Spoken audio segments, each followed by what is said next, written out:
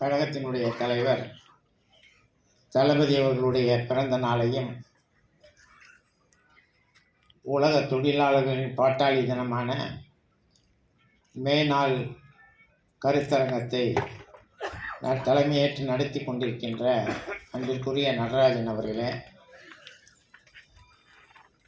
எனக்கு பின்னாலே இங்கே சிறப்பான ஒரு கருத்துக்கள் பொதிந்த உரையை ஆற்ற உள்ள கழகத்தினுடைய துணை பொதுச் செயலாளர், நாடாளுமன்ற கொறடா என் அன்பிற்குரிய ராஜா அவர்களே,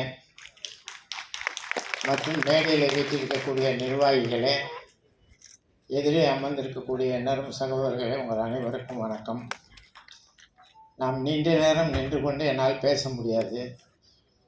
ஆகையினால் நானும் உங்களைப் போல் ராசா அவர்களுடைய பேச்சை கேட்பதற்கு ஆர்வத்தோடு இருப்பவன்.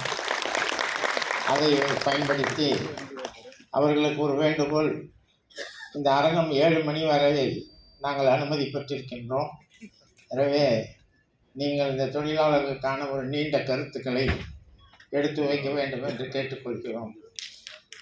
ஒரு முக்கியமான அறிவிப்பு என்று சொல்கிற அளவுக்கு ஒரு விஷயத்தை மிகுதியாக போக்குவரத்து கழக தொழிலாளர்களும் மின்சார வாரிய தொழிலாளர்களும் இருக்கின்ற காரணத்தினால் உங்களுக்கு ஒன்றை சொல்ல விரும்புகின்றோம்.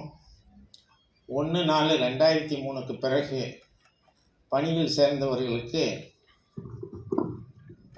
சேர்ந்தவர்களுக்கு இந்த கொடுத்து வருகின்ற ஓய்வூதியம் இல்லை என்று ஜெயலலிதா ஆட்சியிலே ஒரு அரசாணை பிறப்பிக்கப்பட்டது.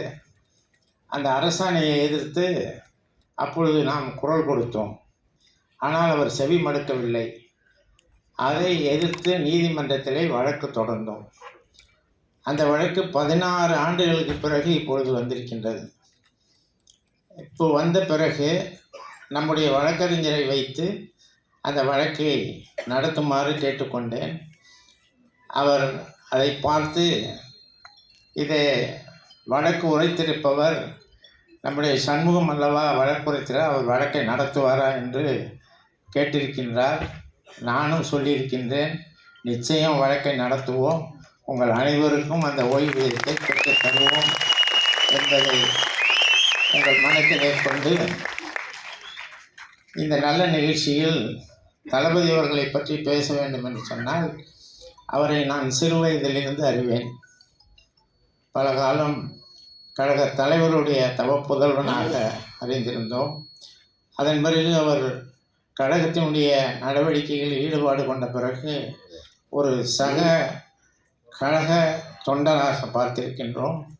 அதன் பிறகு அவர் இளைஞரணி செயலாளராக வர வேண்டும் என்பதிலே எங்களை போன்றவர்களெல்லாம் அதில் மிகவும் ஆக்கமும் ஊக்கமும் கருதி அவரை இளைஞரணி செயலாளர் ஆக்க வேண்டும் என்ற அந்த நிலையிலே உழைத்தவர்கள் என்ற காரணத்தினாலும் அவர் தொடர்ந்து, அது மட்டுமல்ல, அவர் முதல்வராக வர வேண்டும் என்பதற்காக அவர் நிச்சயம் இந்த தமிழ்நாட்டிற்கு ஒரு முதல்வராக இருந்து நல்ல முதல்வராக பணியாற்ற வேண்டும் என்பதற்காகவும் உழைத்தவர்கள் என்கின்ற முறையில் அவர் நீண்ட காலம் நீடூழி வாழ வேண்டும்.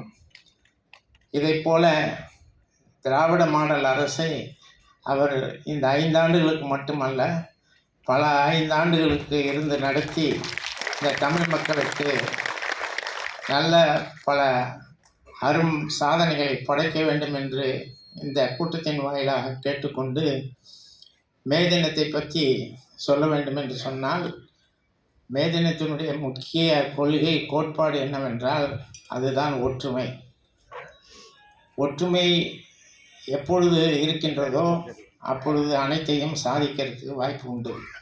நம்முடைய தனசேகரன் பேசும்பொழுது 1826ஆம் ஆண்டு இந்த மே தினம் கொண்டாடுவது என்பது தொடங்கப்பட்டிருந்தால் கூட, ஆனால் அதற்கு முன்பே போராட்டங்கள் தொடங்கிவிட்டன. ஏனென்று சொன்னால், அடிமைகளைப் போல் நாங்கள் உழைக்க மாட்டோம் ஆங்காங்கு கிளம்பின.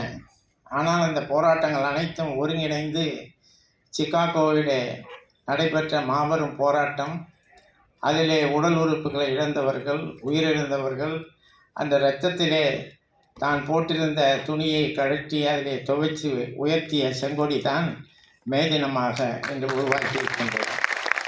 அப்படிப்பட்ட மே தினத்திற்கும் நமக்கும் பங்கு உண்டு என்று தந்தை பெரியார் அவர்கள் ரஷ்யா போன்ற நாடுகளுக்கு சென்று வந்த பிறகு இந்தியாவிலே இந்த மே தினத்தை முதலாக கொண்டாடுவதற்காக தலைவர் சிங்காரவேலர் அவர்களுடன் இணைந்து அந்த கூட்டங்களை நடத்தி இருக்கின்றார்கள். அதனைத் தொடர்ந்து பேரறிஞர் அண்ணாவும் நம்முடைய தலைவர் அவர்கள் எதை செய்தாலும் ஒரு புதுமையாக செய்வார்கள்.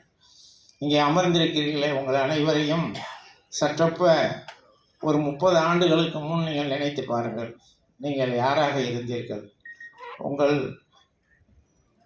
உங்களுடைய வழித்தோன்றலை பற்றி நினைத்து பார்த்தாலும் சாதாரண மனிதர்கள் தான். ஆனால் கலைஞர் அவர்கள் உங்களுக்கு வாழ்வளிக்க வேண்டும். நம்முடைய இயக்கத்தை சார்ந்தவர்கள் 8வது தான் படித்திருப்பாங்க, 10வது தான் படித்திருப்பாங்க. அவங்களுக்கு ஒரு வேலை கொடுக்கணும். அதற்காகத்தான் போக்குவரத்து கழகங்கள், மின்சார வாரியங்கள், நுகர்பொருள் வாணிப கழகங்கள், இவையெல்லாம் நம்முடைய நடராஜன் பேசும்போது சொன்னார், மூட்டை தூக்குற தொழிலாளிக்கு 3 ரூபா 90 காசு கொடுத்துட்டு தான் 10 காசு இன்க்ரீஸ் பண்ணின்னு கேட்டான், கொடுக்க மாட்டேன்னு இருந்தாங்க 10 ஆண்டுகளாக. தலைவர் அவர்களுடைய ஆட்சியிலே நாங்கள் சென்று இந்த கோரிக்கையை வைத்து பெரிய விவாதம் ஒன்றும் பண்ணவே இல்லை. அப்போ நசிமுதீன் ஒரு செயலாளர் இருந்தார். அவர் எனக்கு நீண்ட நாள் நண்பர். சக்கரபாணி என்னை வர சொல்லியிருந்தார். நானும் போயிருந்தேன். போனோடனே இந்த பேசி முடிங்கன்னார். அவர் நசிமுதீன் வந்தோடனே அவர்கிட்ட, எப்படி சார் இருக்கீங்க? நல்லா இருக்கீங்க? நல்லா இருக்கேன். எங்கே சார் இவ்வளோ தூரம் வந்திருக்கீங்க? இந்த மூட்டை தூக்குற தொழிலாளிகளுக்காக